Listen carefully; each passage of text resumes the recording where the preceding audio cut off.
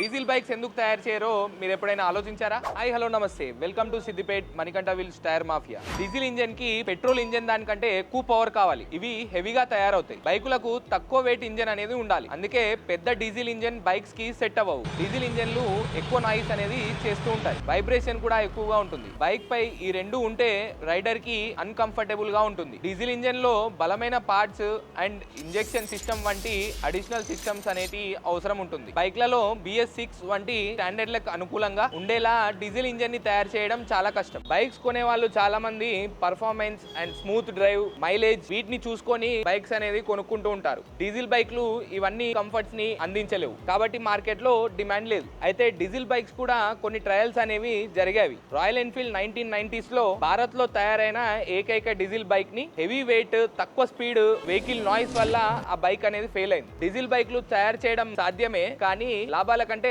నష్టాలే ఎక్కువ. అందుకే తయారు చేసే సంస్థలు వీటిని మ్యానుఫ్యాక్చరింగ్ చేయట్లేవు. ఇలాంటి ఇన్ఫర్మేషన్స్ కోసం మా Manikanta wheels tyre mafia page ని ఫాలో చేయండి, లైక్ చేయండి, షేర్ చేయండి. Thank you so much.